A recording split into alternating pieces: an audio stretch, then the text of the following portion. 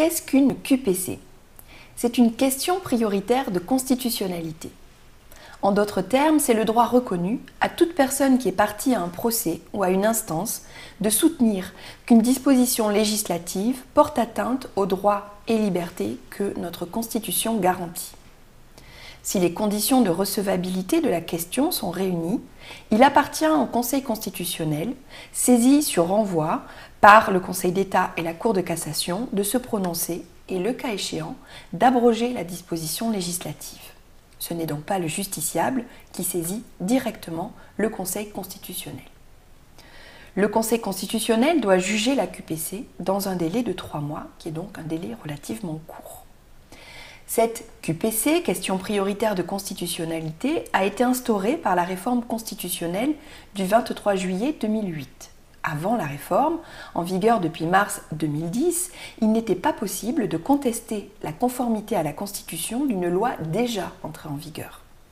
Désormais, les justiciables jouissent de ce droit nouveau, en application de l'article 61.1 de notre Constitution. Dans la mesure où la Charte de l'environnement figure parmi, je cite, les droits et libertés que la Constitution garantit, la QPC nous intéresse tout particulièrement.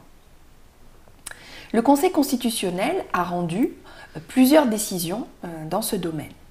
Ainsi, pour en donner un exemple, le 8 avril 2011, il a rendu une décision relative à la Charte de l'environnement après avoir été saisi par la Cour de cassation d'une QPC.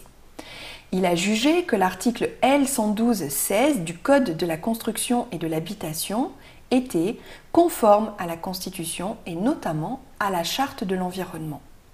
Cet article exonère l'auteur de nuisances dues à une activité agricole, industrielle, artisanale, commerciale ou aéronautique de toute obligation de réparer les dommages causés aux personnes installées postérieurement à l'existence de l'activité occasionnant ces nuisances, dès lors que cette activité s'exerce en conformité avec les lois et règlements. De ce point de vue, la décision n'est pas surprenante. Le principe de responsabilité en matière civile a toujours été affirmé avec prudence depuis une décision de 2005, la décision 522, selon laquelle rien ne s'oppose à ce que le législateur aménage les conditions dans lesquelles la responsabilité peut être engagée, et ce, à la condition que, je cite, ces possibilités de dérogation puissent répondre à un motif général et respecter une certaine proportionnalité. Donc, de ce point de vue, la décision est dans le prolongement de la jurisprudence antérieure du Conseil.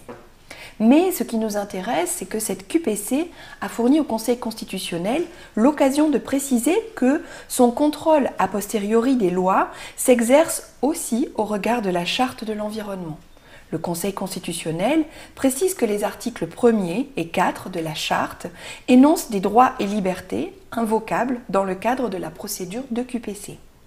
Ainsi, je cite le Conseil, d'une part, il découle des articles 1er et 2 de la Charte que chacun est tenu à une obligation de vigilance à l'égard des atteintes à l'environnement qui pourraient résulter de son activité. Le législateur est compétent pour définir les conditions dans lesquelles une action en responsabilité peut être engagée contre le pollueur sur le fondement de cette obligation de vigilance, mais la loi ne saurait restreindre excessivement ce droit d'agir. Par ailleurs, les articles 3 et 4 de la Charte renvoient à la loi et, dans le cadre défini par elle, aux autorités administratives le soin de déterminer les conditions de la participation de chaque personne à la prévention et à la réparation des dommages à l'environnement. Fin de citation. En outre, le Conseil a précisé que l'expression « toute personne » utilisée dans les articles 1 et 2 de la Charte vise non seulement les pouvoirs publics, mais également toute personne, quelle qu'elle soit. Cette disposition a bien une portée générale absolue, ce qui n'était pas évident et ne résultait pas de ses précédentes décisions. Par là, le Conseil affirme l'invocabilité directe et l'effet horizontal des dispositions de la Charte. En revanche, à propos des articles 3 et 4 de la Charte, énonçant les devoirs de prévention, de réparation des dommages à l'environnement, le Conseil estime qu'il, je cite, incombe au législateur et dans le cadre défini par la loi aux autorités administratives de déterminer, dans le respect des principes ainsi énoncés, les modalités de la mise en œuvre de ces dispositions. Ce faisant, le Conseil ne reconnaît pas l'invocabilité directe de ces dispositions, qui appellent donc une intervention de la loi pour être mise en œuvre. D'autres décisions ont été rendues depuis lors par le Conseil au sujet de la Charte de l'environnement, d'autres QPC, décisions particulièrement intéressantes s'agissant notamment de la mise en œuvre du principe de précaution ou encore du principe de participation.